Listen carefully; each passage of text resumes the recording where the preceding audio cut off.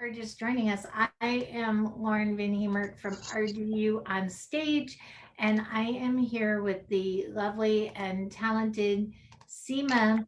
And Seema, I realize I'm going to try to say your last name, but I'm going to probably say it wrong. Not Kukreja? a problem at all. Kukreja. Like you can break it into cook. I'm a decent cook. So cook, Reja. Kukreja. Okay, I like that. Yeah. I like that. So, what are you cooking during quarantine? Everyone's baking bread. Are you baking bread? What are you I cooking? have baked. I baked so many cakes. Last month we completed 18 years of our wedding, and my husband. I made a cake for my husband's choice. I made a cake tiramisu for myself, and I did a vanilla cake for my daughter. I have baked so much. I think I'm done for the rest of the year.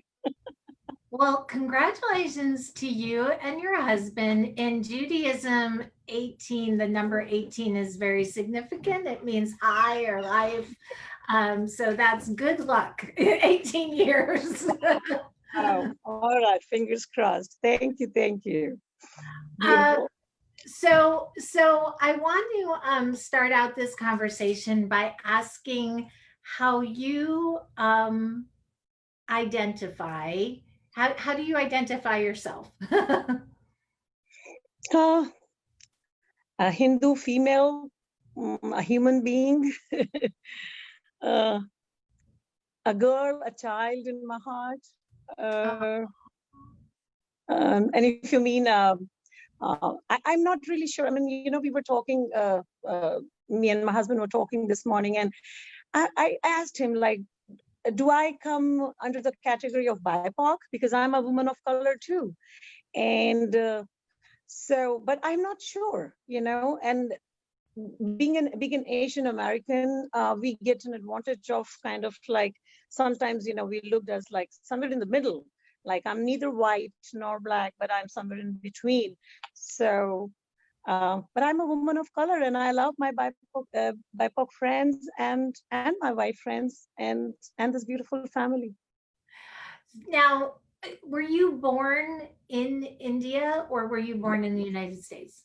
Yes, I was born in India, and I used to tell my dad, I'm not going to marry outside of the city.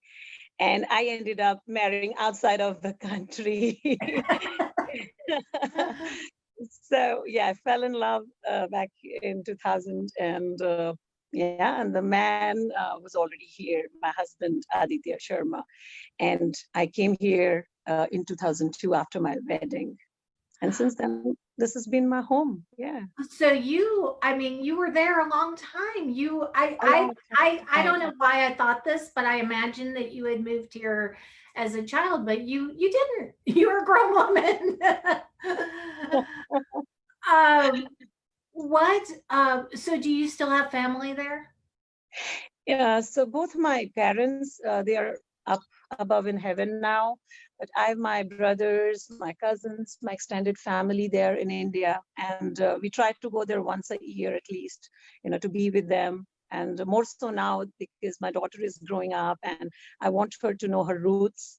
Where was her mom born? Where was the dad born? So, yes. But to answer your question, yes, I was born in India, but I've been here now for 18 years, as I said, and this is home now. This is home. So Yes. I think we all live in kind of our bubble here in the United States as Americans, but I feel like this pandemic is kind of the great equalizer because it's hitting all over the world. So, how has this pandemic affected your home country, your hometown, your home city?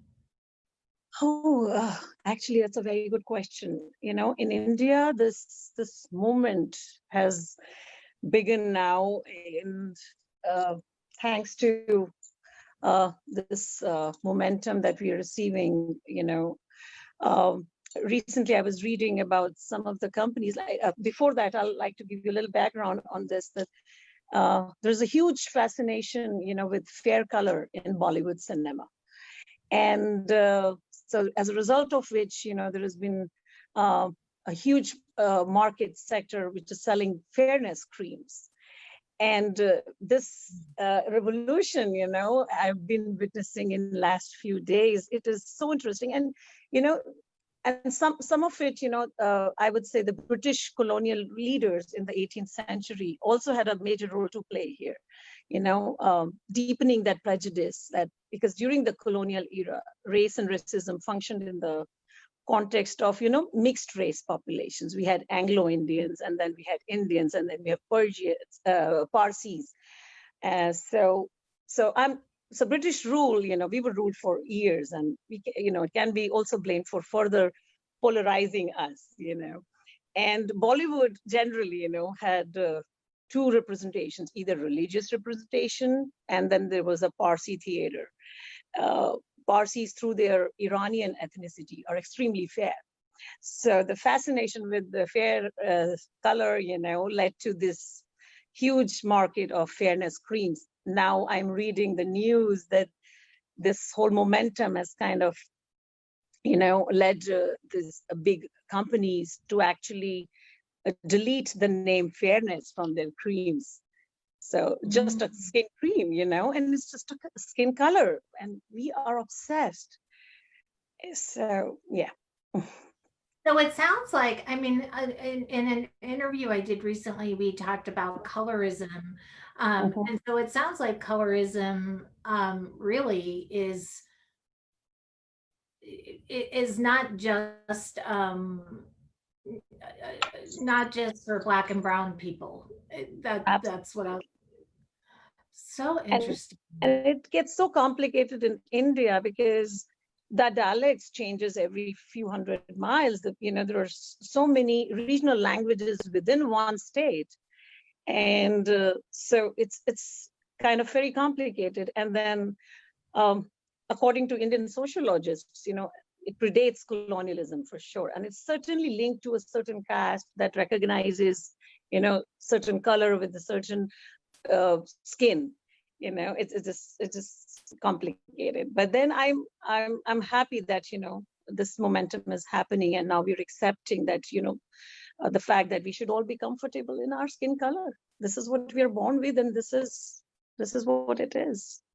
But not our hair color, Seema. I told you, this is the gray is going tomorrow. Not our hair color.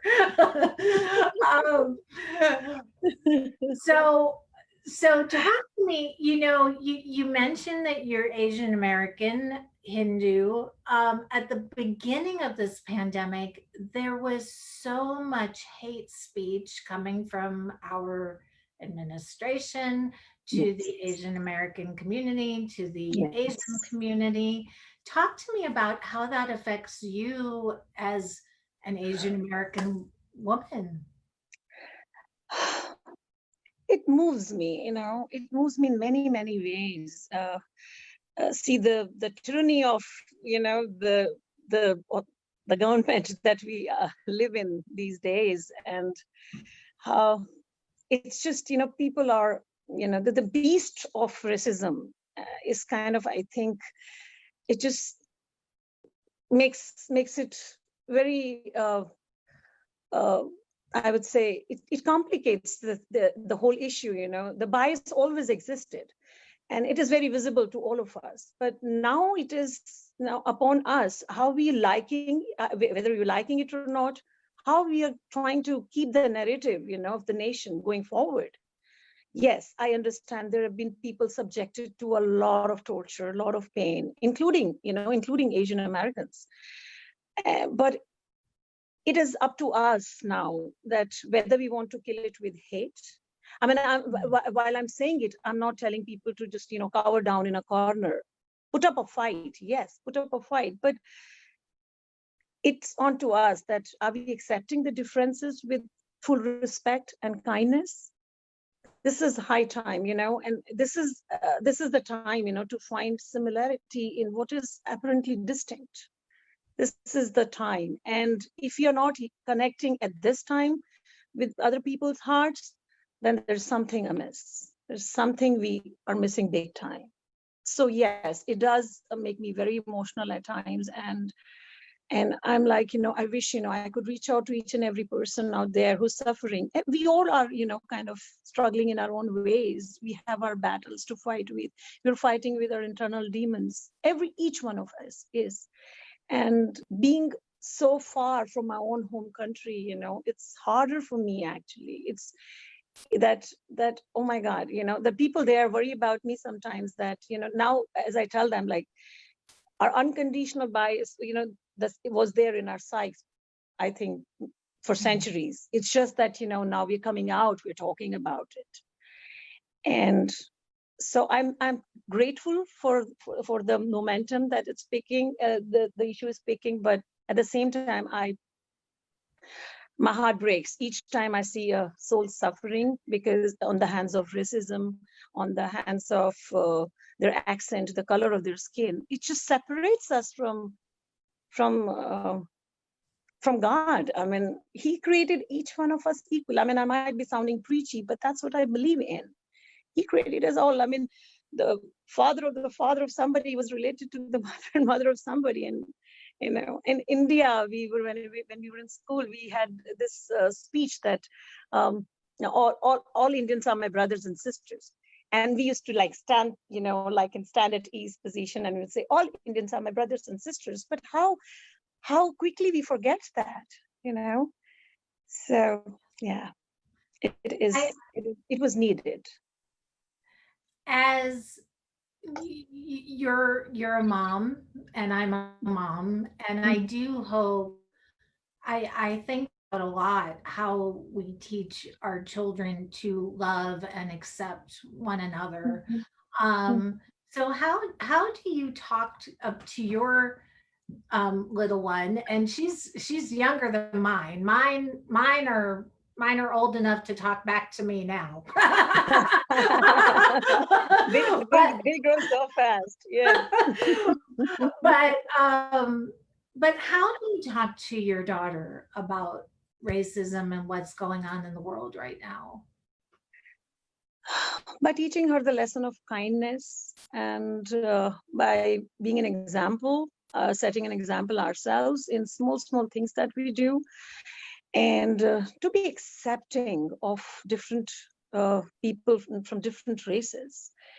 And and my husband often tells us, and especially my daughter, he tells her, God has created us all with the same dynamics of humanity. When she asks me, like, okay, because her grandmom, my mom, was born in Afghanistan, my dad was born in Pakistan, so there is this cross-country connection sitting right here in our household, and it's hard to tell a young mind, what's going on, and there was a time in her school when somebody called her, oh, you're from different, you're different colors. So not in a condescending manner, but just, people are curious. And it is, it is on our shoulders. We bear a lot of responsibility as parents, as teachers, to pass on to what we are passing on to this new generation. Are we teaching them to accept everybody with grace, and accepting the fact that some of us have lost the human dimension at times, and what is the best way of connecting, and regaining these dimensions, by constantly reminding ourselves each day, every morning, that we all come from the same seed. And that's how I tell my daughter, I think we all have to take a more deliberate, conscious effort, without taking like a hostile stand, but at the same time, as I said, to keep the hope going. And that's what I tell my daughter. And yeah, and she's a wise old soul, and she impresses me so much every day. Maybe we'll get to talk to her at the end. We will try our best. Yes. Yes. She would love to. I love that. Okay, so tell me, how did you get into the theater? Were you involved in theater in India and then continued that here? So back in school days, my dad was a teacher, but he was an established poet himself. And he wrote poetry in Urdu, Hindi, Punjabi, one of the regional languages in India. And he played a pivotal role in shaping my journey as an actor. His poetic genius reflected in the way he would recite Shakespeare as much ease as I'm talking to you right now. So lucky for me, the influence was early on, and he always encouraged me to write, and I would, take to him my poetry and several pages of my poetry to him, and he would listen and listen, and he would tell me that, he would listen carefully when I told him stories or my poetry, and then he would tell me, do not complicate the poetry or the writing, the beauty of art, by putting too much complexity of words, feel it. And that just stayed with me, and so I started doing plays in school, and by the time I was in high school, I was fortunate enough to be picked up by one of the political activist troupe who used to do street theater back in India on societal causes. And so I started my journey as a street theater. We would go out on streets and do improv theater. And yeah, are you there, Lauren? You froze? I am here. All right. You've frozen on me. Are you, is it me? Can you hear me, Seema? Oh no. Seema, can you hear me? Okay, I think we're having technical difficulties. Hold on.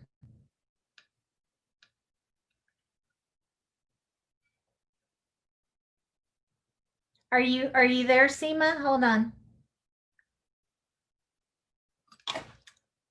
Hold on. Now I can't hear you. Hold on. Are you, can you hear me? Okay. Can you hear me now? Okay, we're back in business. Okay, good. So talk to me about the difference between theater in the United States and theater in India, because it sounds like theater in India may have more of a social justice or an activism element to it than it does here. So I before we went on a freeze mode, did you hear me talk about did you hear me talk about the street theater? Yes. Yes. Okay. So that's how I started. Now, answering your question on Indian theater. Indian theater, dates back to 4th and 15th century. There are debates whether it originated in 4th century or 15th century or somewhere in between.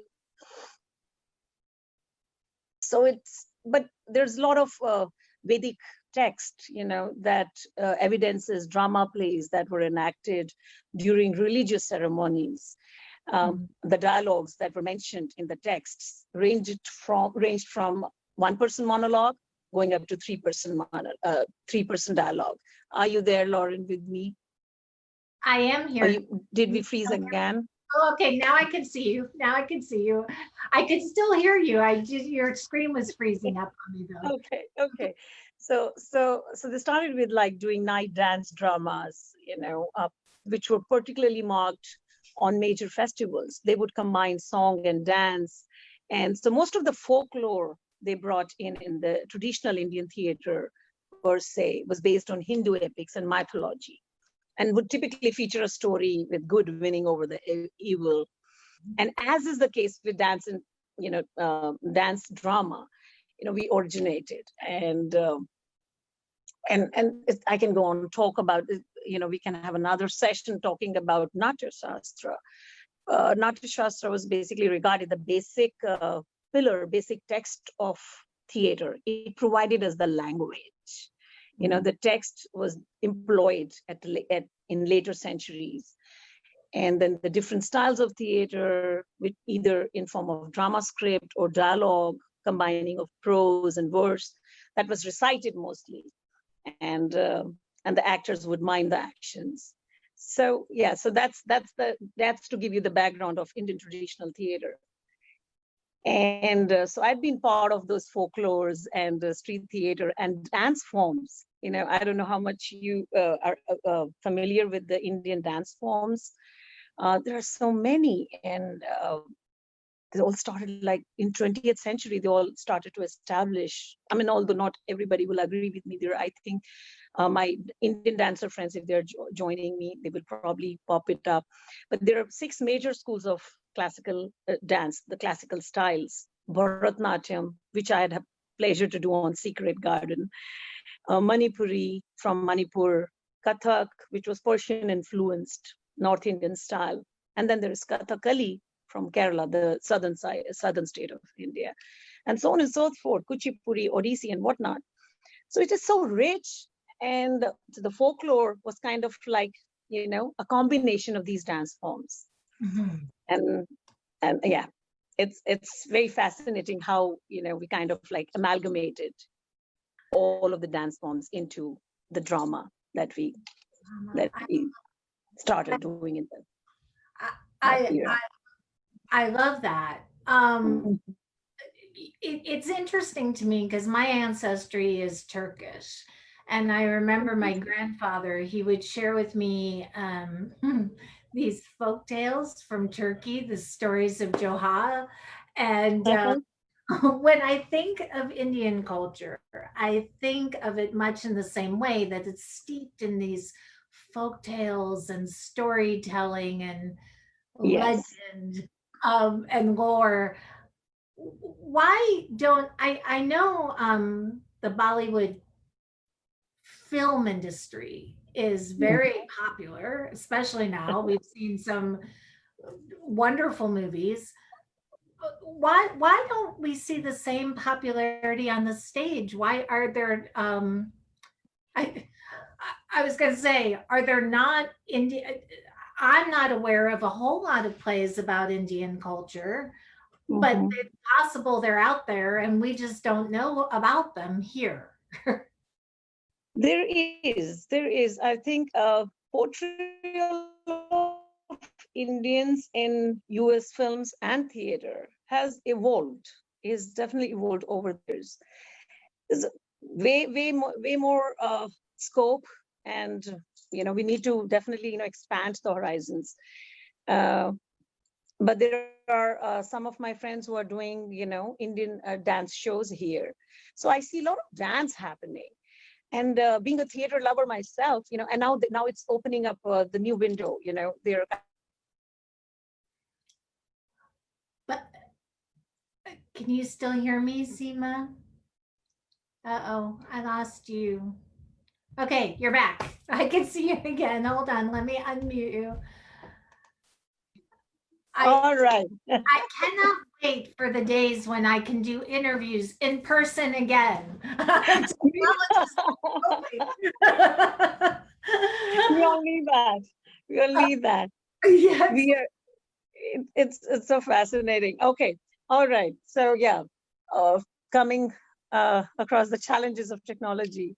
All right. So I was telling, the shows have evolved in recent times, and when I started doing theater here, it was an amazing transition for me personally, and I had been very blessed. I've gotten scripts that actually dealt with the Hindu mythological themes as well. At the same time, like as you saw me in Celestial Cow, that was not to do with mythology, but I was portraying this Indian woman who's been oppressed all her life. Not that I want to show that all Indian women are oppressed, but that's what I like about doing theater. It takes me out of my comfort zone and be in a position to be able to connect to people, to tell them that we relate to your tribulations, we relate to your stories, and we all have one story to tell. So in earlier times, there was depictions of Asians, even on stage and in movies especially, were either of labor class or snake charmers. Though they did evolve into, playing characters such as doctors, professionals, and more educated immigrants by the 1980s. But it's still in a very transitionary phase. And however, the inherent perception of the South Asian population as working labor class, depicting poverty. Like I still have, so many actor friends of mine who sometimes they are flabbergasted looking at my pictures from India and like, oh wow, India is beautiful. I'm like, yes, we need to show the beautiful India in Hollywood. All I see is like, cows roaming on the street, and not that cows don't, they do, but then there are too many dimensions, and we're just focusing on one. So the change is happening, though not entirely remarkable, but it is evident with Bollywood stars such as Irfan Khan, Priyanka Chopra, Anil Kapoor, the Slumdog Millionaire. And, it's so we are crossing over. We are crossing over to Hollywood films and to the Broadway, but we still have a long way to go. Absolutely. I think representation is very important. And Very important. I Yes. want to see more stories, more diverse stories, because I think it's time. It's time, yes. And there is interest. There are people who want to know more. Like I was telling you about when we did Chakra, people were so immensely grateful for that opportunity. Like the story touched their hearts, story of a woman trying to forgive the killer of her children and her grandchildren, not for anybody else's peace, but for her own peace, for her own self-realization process. People were moved. So yes, that gave me a lot of power. That play, thanks to Cary Playwrights Forum, that gave me a lot of strength as an actor, to believe in myself. Because there were times, when I was auditioning and, I was getting, not that, I mean, I'm not here to compete with anybody. I'm not here for big roles, lead roles. I love the beauty of acting, I'm here, I'm there. I mean, I say this too often, but when I'm on stage, I'm in my different space, it's like I'm talking to my higher power up above. It makes me very joyful. So, and I want my audience to kind of respond to that emotion, and to be able to relate to that emotion. And that won't happen till we tell them, the richness of our culture. And like I've learned from the Western world, the Greek literature, mythology did in the Western world too. So there's so much of recycling we can do out of just, one Veda. Imagine just, there are other Hindu scriptures. And I know that you've done, as well as acting, you've done directing. I'm wondering, are you going to do some writing for the stage as well? I have written for like small comedy shows. I've done stand-up comedy, which I write myself. And my most popular forte has been Bollywood mimicry. And it's beautiful, I like to observe people, and then mimicry is so beautiful and it is funny. And so many of my theater friends call me and they tell me, we didn't understand a word what you said, but because especially when I'm doing it in Hindi, in my mother tongue, but they like the way I do it, and they kind of like, Seema, whatever it was, you made us laugh. And and my dish is served, that's the beauty of this beautiful medium, that we connect. The language is so universal. So how does your acting and your experience as a performer inform how you are as a director, and then vice versa? How does your directing inform how you approach acting? I have directed a few shows back in India. I've directed here, but it's a different hat altogether. I don't think I'm yet there. I have many more things to learn. The technical concepts, but what I know about is that if you know and if you believe in a story that you're telling, you will be able to strike a chord with your audience. You will be able to evoke that emotion from your audience. And I enjoyed my journey as a director too. And I hope my husband's working on the script, and I hope we get to write and direct it as a team. But more than anything, I enjoy acting. Acting, is my first love, and it'll always be. Um, it's my salvation. It's like I cannot survive, I think. Uh, I mean, I'm getting that withdrawal symptom of not being on stage for so long with this pandemic. But in theater, is on stage. When I'm on stage, whenever we are on stage, we are projecting. It's a basic impulse. We identify with who we see. We feel what the characters are feeling, and perhaps because once in our life we experienced the same emotion, maybe something close to that emotion, maybe not as dramatic, but very rarely do the stakes in our lives rise so high or mimic the passage of time that defines our existence. And that beauty, to be able to understand and portray it to our best knowledge and our best capacity is what makes me strive for theater. And I guess you as an artist, every artist friend who's kind of watching me and will be watching me later will be able to relate to that. That's a common beautiful space for us all. So how has this period of time been when you can't be on the stage and you can't perform? Is there, some artists I've spoken to have compared this to a grieving process. Others have told me that they found other ways to express their creativity. So how's it going for you? How are you in that grieving, or are you finding other outlets? I think I'm in somewhere between grief and hope and faith and grief. It's that cycle that I am witnessing each day. There are days when I'm like up with, full faith. Yes, we will knock this virus down. We will bring the live theater back. But no doubt there are people out there are desperate to tell stories, and now we have this option of Zoom and the Brady Brunch style platform, but it is limiting us. It is definitely cannot be a substitute of live theater. And so I think right now I am looking at it as a very transactional place, and a very like I'm just enjoying that pause button that the Almighty has given us to kind of get more stories out of me, to get to know more about myself. I'm to overcome my weaknesses as a human being and as an artist. I've been watching my old plays, and I'm like, oh my God, this is what I could have done better. So I'm striving for that perfection, and I'm just trying to but I grieve too, and as not as I grieve for my parents, but it is there is a beauty in grief. There is a beauty in grief. We become our original selves when we grieve, and I realized that when I lost my parents, that something within me broke at that time, and like something within me broke as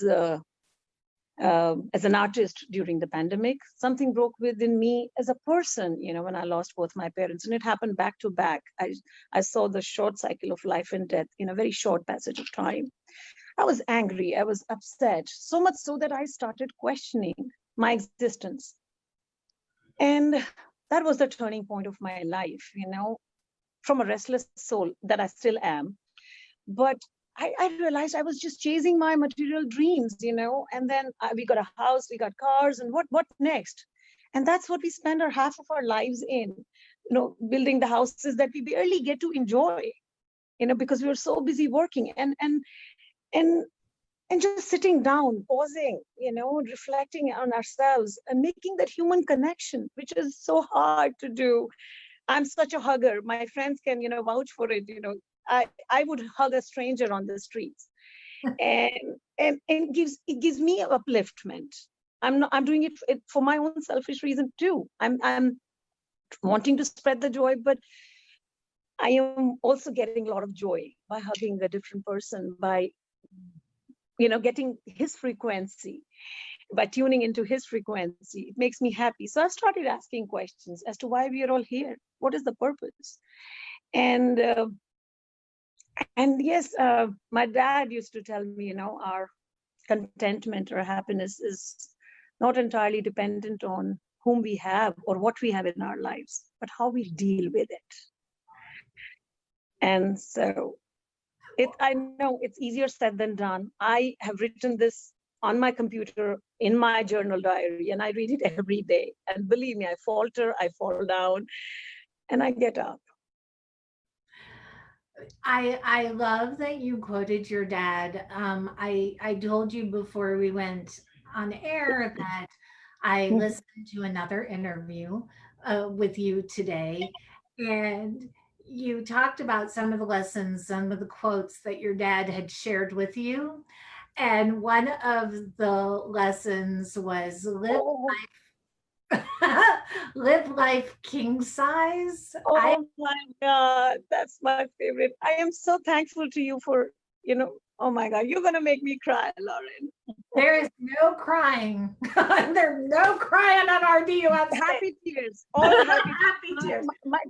I'm so thankful to you that you went there. You did so much research, and that's the beauty, how I connected with you. I mean, I didn't know you as a person, but I read your reviews, I watched your work, and I'm like, this is the girl. This is my kind of a girl. I want to talk to her. And you are actually, in the true sense, living life king size, Lauren. You do not know how many lives you're touching right now by just keeping us together in this massive situation that we are in, and you're spreading joy with your work, really. Yeah, I'm sorry, I talk a lot. So what does it mean? What did he mean when he taught you this lesson? Live life king size. Thank you. You're going to make me cry, but we're not crying tonight. We're celebrating. so what does it mean to live life king size for you? The crux of the matter is, I think, what he believed in. He he spoke through his poetry, and there were offers from Bollywood that, he has written a couple songs for Bollywood, not out of choice, but he went to Bombay and he was pickpocketed. His wallet was gone. He had no money to return to the city. So somebody told him, how about you go and visit this lyricist's house? He usually, buys the songs from people. And my dad was like, what? I mean, who would on earth, buy somebody else's art and produce it in his own name? But my dad did it. He went to meet this departed lyricist. I don't want to name him here.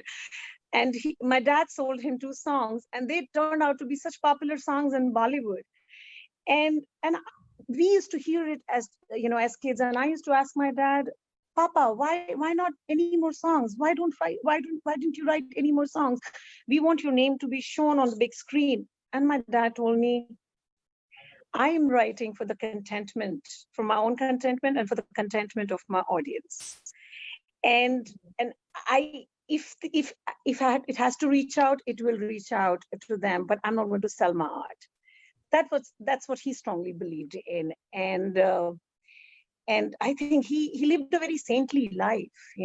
He had, like, I still remember, he wore 3 suits back to back. No matter how many suits we would give to him, no matter how many shirts my mom got for him, he would be so content wearing the same suit, same simple shirt. And I would ask him, Papa, we got you so many gifts. Why are you not using them? And he told me, live life king size. I am the king of my own heart.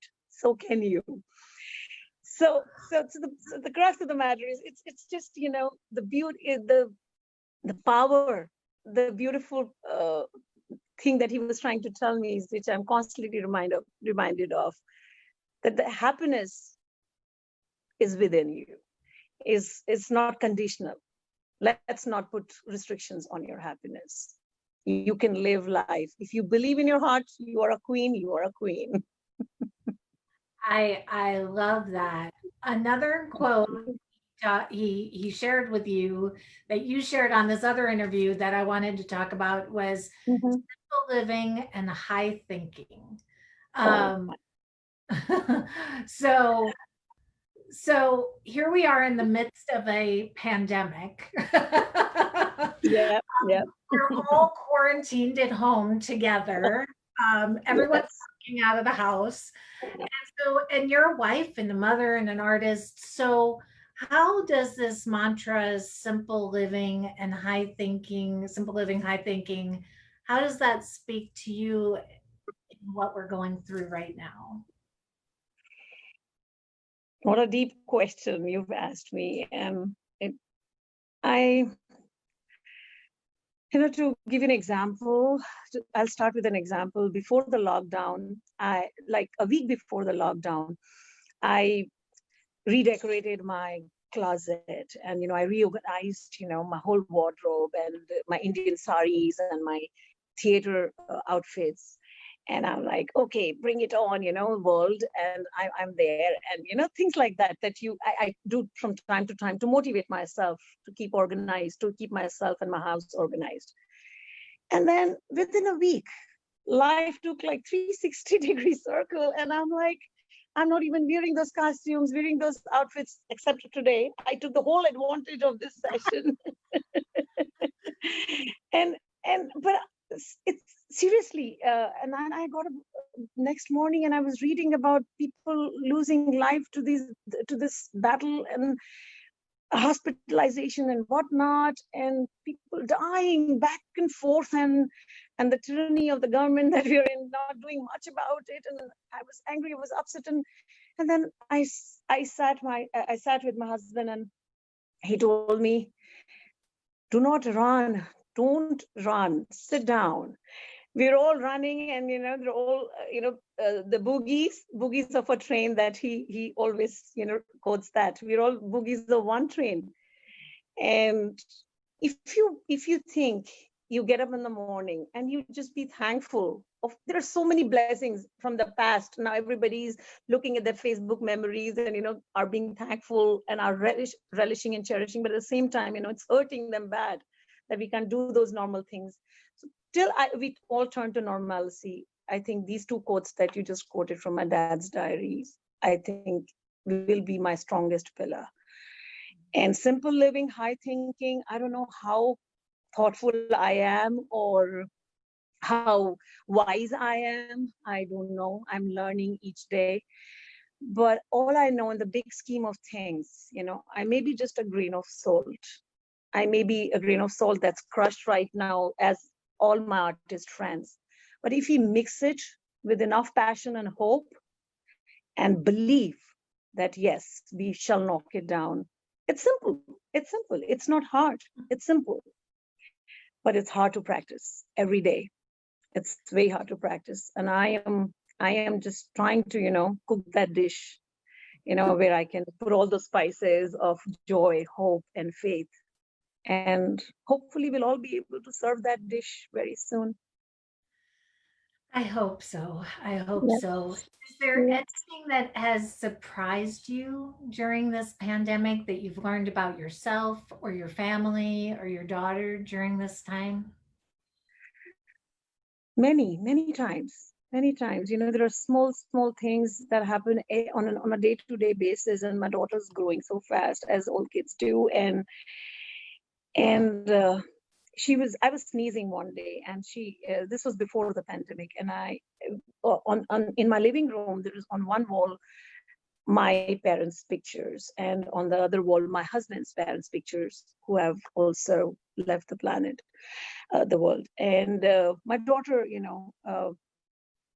asks me that, where did all these people go? And we tell her all the time that, baby, when we finish our tasks on this planet, we're just changing homes.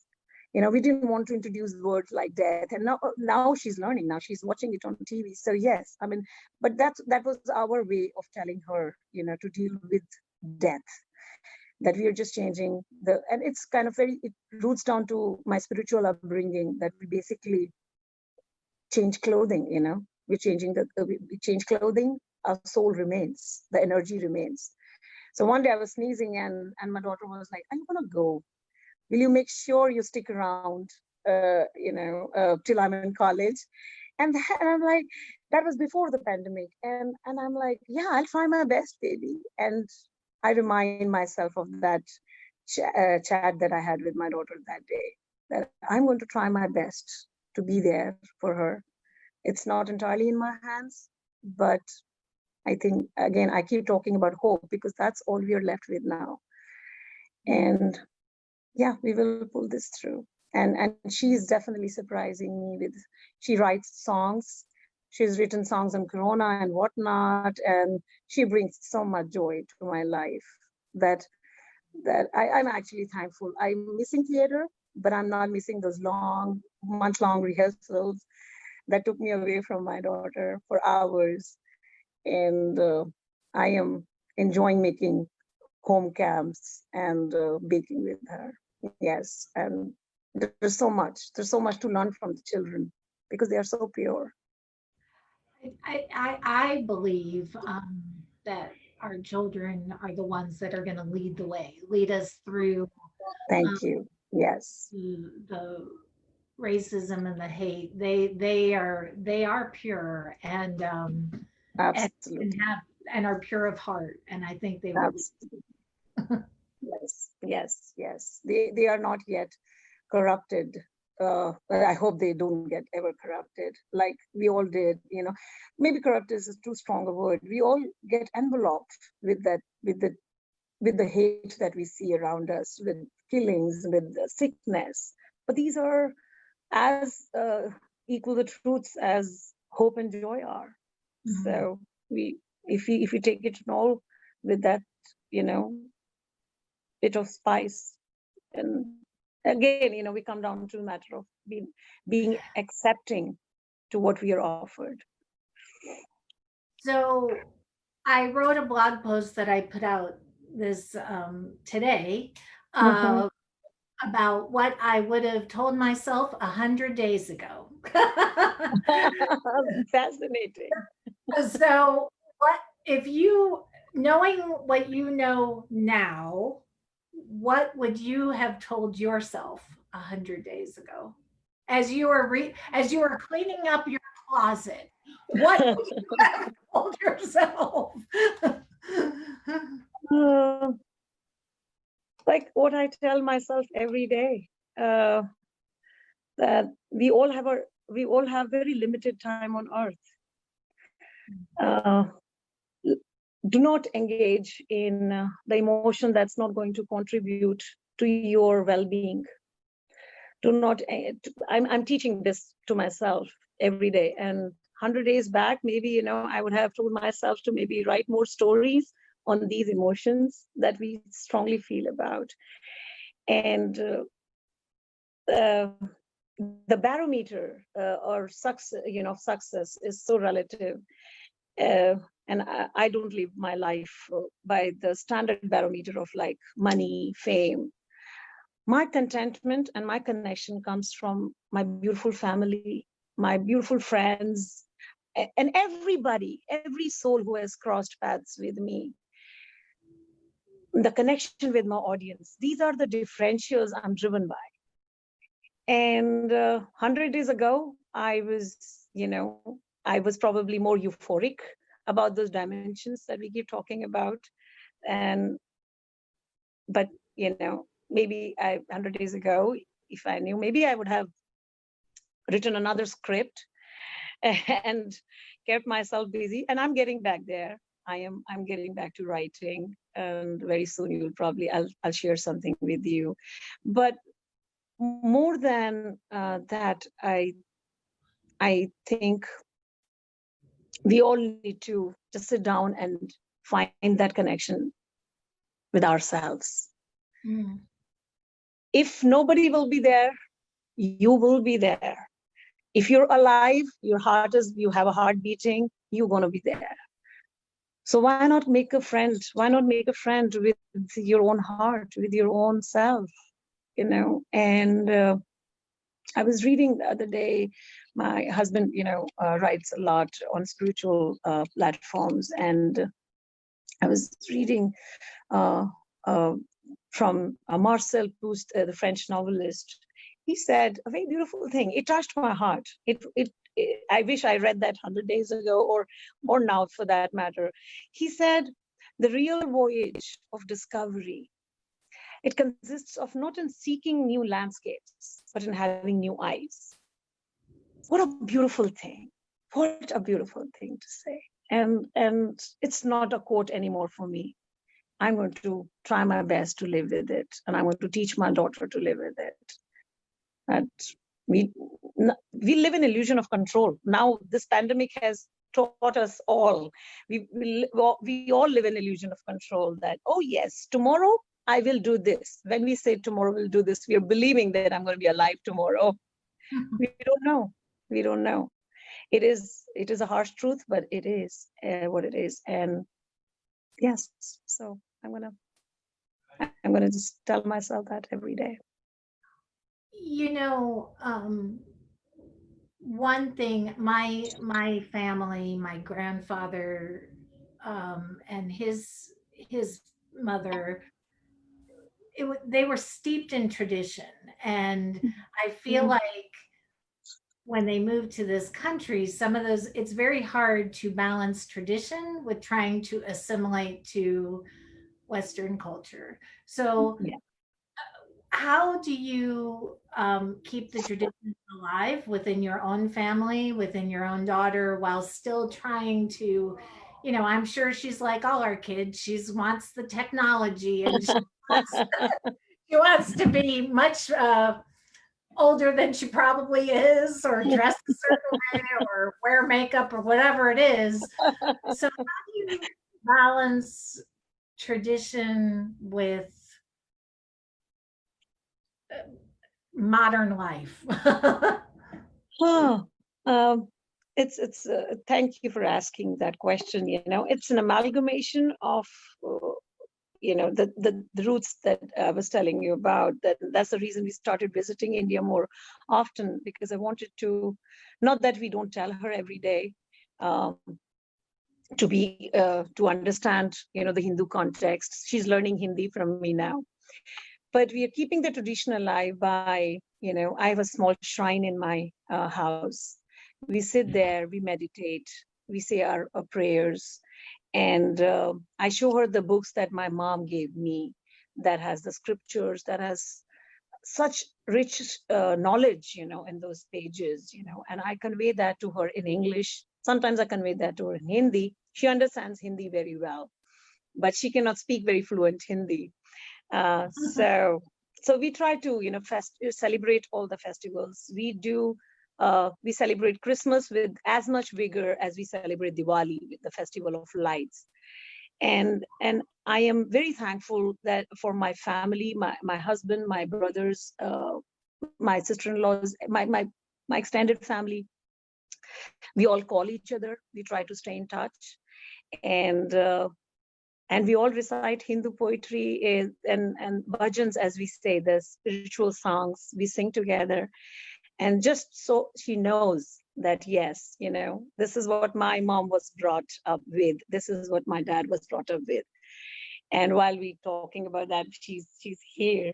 So you want to chime in? Hi. Come sit I with just me. wanted to come to say hi, and also my dolls. When this is the baby, this is the kid, this is the mom, this is Masha from Masha and the Bear, and this is Elsa from the first Frozen movie. And they wanted to say hi as well. Say hi to Lauren. Thank you for that. Thank you for that.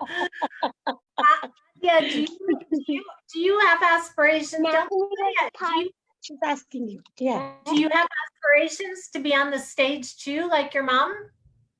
What? Do you like to be on stage when you grow Yes. up? And tell her about the shows that you did for your school. Oh yeah. I've been in 2 shows in my school, but the second one, I think the second one I did better on because I got to say something. But the first one I was silent, a silent ladybug, because I wasn't meant to tell my parents because it was meant to. I think it was meant to be a surprise. And so she's writing her short plays, and she's also performed with Women Theatre Festival. We did a Love Mama Day show. And the play is Come, she can see you. I can only see half of you. Okay. are doing. It's like it's Roblox Adopt Me in Real Life, and we're gonna like adopt pets. Yes, And and you finish that story, and we're gonna send it to Lauren. Okay. Oh, I would love that. Adia, let me ask you something. Okay. Okay, she's so sweet. What a sweetie. Thank you. She's the joy of my life. Yeah, sorry, go ahead. Seema, you've mentioned poetry throughout this. Your father was a poet. You've written poetry. Do you have? We're approaching the end of our hour. Do you have any poems that you can share with us, or poetry you could share with us to close up? Oh, there are so many. There's so many. Oh my God! But the most that I remember are in Hindi, or I mean, I can sing a line for you if you wish to, and then I'll shortly translate it for you. I would love that. But you know what? The most apt one, which stays at the top of my head, is I think what you've already heard in my other interview. इतनी सी हकीकत है, इतना सा फसाना है. What else? Okay, so I'll sing a line or two from the very same song. पानी का बुलबुला है ये जो जिंदगानी है, पानी का बुलबुला है, which means we're all living in one bubble that is what we call life. And जर्द जर्द पत्तों को टहनियों पे रहने दो, लौटती बहारों की यही तो निशानी है, which simply means seasons will change. Do not let go of the yellow leaves. Let them stay. Watch them. The seasons will change. And Well, that's the process. Thank you so much for sharing that with me. I feel so good. My cup is full now. I feel like Thank you for allowing me to share.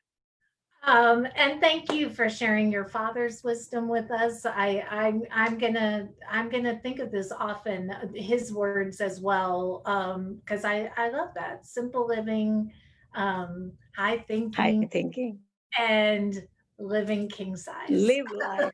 Live life king size. So thank you so much for joining me tonight. Thank you. Just stays healthy. I hope to see you soon on the other side of this craziness. I will give you a big virtual hug. Big hug, big bear hug. And I do hope to see you on stage again soon. I really did enjoy your performance in The Great Celestial Cow. I felt like you flung yourself into that role, and you just really it sucked me in to that. Means a lot. Means a lot. Oh my God, I'm blushing. Oh, coming from you, it means a lot, and I'm so glad I was able to tell that story. And thank you so much. Thank you. Thank you. Stay safe and healthy. If you're watching, please join us tomorrow night at 7:30. Chanda Branch will be here moderating our Theater on Racist Negativity Torn panel. And at 2:30 tomorrow afternoon, 7:30 West End time, we're taking a field trip across the pond again. And Mike Lee is going to introduce us to Laura Baldwin, who was in Waitress in the on the West End, and before the pandemic, played Cynthia Weil in Beautiful in the West End. So I'm looking forward to hearing those interviews. Mike's interview with Laura will be on Instagram Live. Wonderful, Thank wonderful. you so much, Thank Seema, you. and I Thank will see you soon. Enjoy your See you. family and just stay safe and healthy. You too. You too. Do the same, Lauren. Thank you so much. It was an honor talking to you. You made my night, and yeah, I've already feel so connected to you. Thank you so much for bringing this. Thank you to my life. Thank you. Thank you. Thank you, everyone, for joining us. If you tuned in late, you can watch this from the beginning here on Facebook, and it'll be on the website in the next few days. Thanks so much, Seema. Thank you. Thank you, love. Bye-bye.